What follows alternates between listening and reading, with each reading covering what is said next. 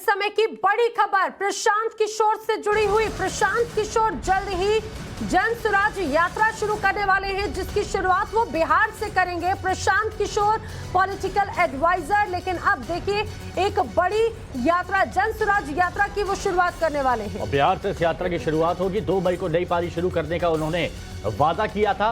वादे के अनुसार उन्होंने बता दिया कि जन स्वराज यात्रा वो शुरू करने जा रहे हैं और इसकी शुरुआत बिहार से की जाएगी। बिहार से इस यात्रा की शुरुआत होगी और आगे रूट मैप इसका क्या होगा वो भी जल्द टाइम्स नाउ नवभारत पर आपको पता चलेगा। तो प्रशांत किशोर रणनीतिकार कहे जाते हैं। कई चुनावों में इन्होंने कई राजनीतिक दलों को काफी आगे पहुंचाया, लेकिन अब खुद राजनीति में पूरी तरह से एंटर होने की कोशिश, और अब वो कह भी रहे हैं कि जन स्वराज यात्रा की शुरुआत बिहार। और हिमांशु, इसको लेकर बाकायदा प्रशांत किशोर ने ट्वीट किया है। वो ट्वीट अपने दर्शकों को दिखाते हैं उन्होंने कहा, my quest to be meaningful participant in democracy and help shape pro people policy led to 10 years roller coaster ride. ये देखिए, ये पूरा उन्होंने ट्वीट किया है और उन्होंने आगे लिखा है, as I turn the page time to go to the real masters the people to better understand the issues and the path of Jan Swaraj peoples good governance. और उन्होंने इसका स्पष्ट किया कि शुरुआत वो बिहार से करने वाले हैं। बाकायदा हैशटैग भी इसका इस्तेमाल किया कि बिहार से शुरुआत करेंगे, और उन्होंने कहा कि जन स्वराज गुड गवर्नेंस की बात यहां पर करते नजर आ रहे हैं प्रशांत किशोर। और इसीलिए अब देखिए, प्रशांत किशोर बखूबी जानते हैं कि जनता के बीच पकड़ बनानी है तो उसके लिए कौन सा तरीका यहां पर अपनाना है, कैसे जनता के बीच में पहुंचना है और जनता के मन में विश्वास कैसे पैदा करना है। और इसीलिए अब प्रशांत किशोर शुरुआत कर रहे हैं जन स्वराज यात्रा, और इसकी शुरुआत होगी बिहार से। 2 मई को उन्होंने नई पारी शुरू करने का वादा किया था। टाइम्स नाउ नवभारत पर प्रशांत किशोर ने अपनी बात भी रखी थी। साकेत हमारे सहयोगी हमारे साथ जुड़े हुए हैं। साकेत, बिहार से शुरू होगी प्रशांत किशोर की जन स्वराज यात्रा, और क्या जानकारी है?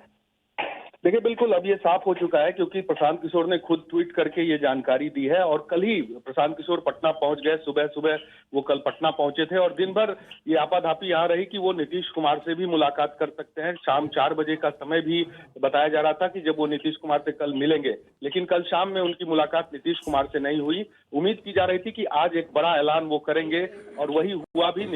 सुबह सुबह प्रशांत किशोर ने ट्वीट करके ये जानकारी दी कि वो ये स्वराज यात्रा जो है वो निकालेंगे और बिहार से इसकी शुरुआत होगी। यानी कि अब वो सीधे तौर पर पॉलिटिक्स में अपनी एंट्री कर रहे हैं। और इससे पहले भी मैं आपको याद दिलाऊं, जब नीतीश कुमार से जेडीयू से वो अलग हटे थे, जब नीतीश कुमार के लिए उन्होंने स्ट्रेटेजी बनाई थी चुनाव के दौरान, और उसके बाद वो उन्होंने वहां से अपना सब कुछ अलग किया था। उसके बाद भी एक संगठन उन्होंने तैयार किया था जिसमें युवाओं को वो बड़ी संख्या में जोड़ रहे थे, लेकिन वो बात भी बीच में अटक गई और वो फिर केंद्र में चले गए। वहां पे अलग अलग राज्यों में दूसरे दलों के लिए उन्होंने वहां पर स्ट्रेटेजी तैयार की। उसके बाद फिर एक बार कांग्रेस से जिस तरह से उनकी बात चल रही थी और वो बात पूरी नहीं हुई, उसके बाद उन्होंने फिर से एक बार बिहार का रुख किया है। जिस तरह से कल वो पटना पहुंचे और कल नीतीश कुमार से उनकी मुलाकात होनी थी, लेकिन नहीं हो पाई। उम्मीद की जा रही है कि आज किसी भी वक्त वो नीतीश कुमार से भी मिल सकते हैं, क्योंकि राजनीतिक और कह सकते हैं पर्सनल लेवल पर भी नीतीश कुमार से उनका काफी अटैचमेंट रहा है।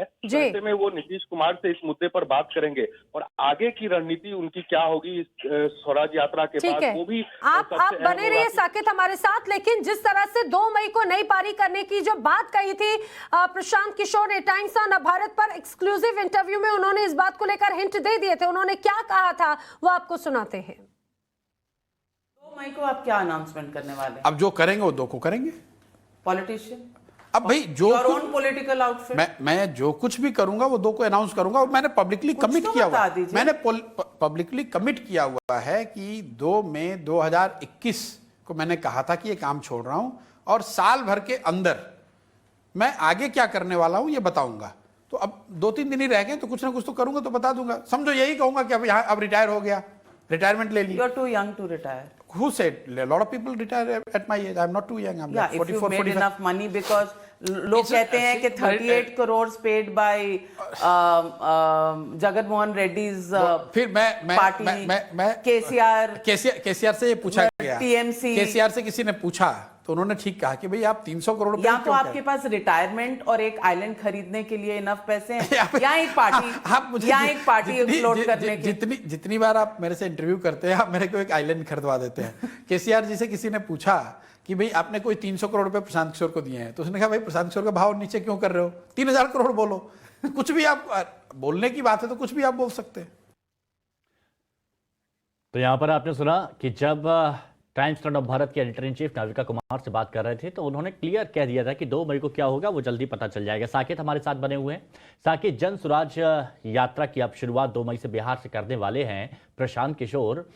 किन मुद्दों पर फोकस किया जाएगा, कैसे पकड़ बनाई जाएगी और इस यात्रा की आगे की रूपरेखा क्या होगी, इसको लेकर अभी तक कोई बात? देखिए, जो प्रशांत किशोर की शुरू से स्ट्रेटेजी रही है, अगर उसको हम देखें तो युवाओं के साथ उनका जो इंटरेक्शन है वो सबसे ज्यादा होता है। और इससे पहले भी एक संगठन उन्होंने यहाँ पर तैयार किया था जिसमें बड़ी संख्या में युवाओं को उन्होंने जोड़ा था। तो मानकर चला जाए कि इस बार भी प्रशांत किशोर के जो निशाने पर है वो युवा है। युवाओं को वो सबसे ज्यादा जोड़ना चाहते हैं क्योंकि वो जान भी रहे हैं कि सबसे ज्यादा युवा वोटर है बिहार में। तो ऐसे में उन लोगों को अगर अपने साथ किया जाए और खास करके खुद वो युवा है तो ऐसे में उनको मैसेज कन्वे करना उन लोगों के बीच आसानी होगी और यही उनकी स्ट्रैटेजी होगी। क्योंकि पिछली बार उन्होंने जिस तरह से संगठन तैयार किया था उसमें युवाओं पर उन्होंने सबसे ज्यादा फोकस किया था। ये चीज वो मानकर चल रहे हैं। और दूसरी एक अहम बात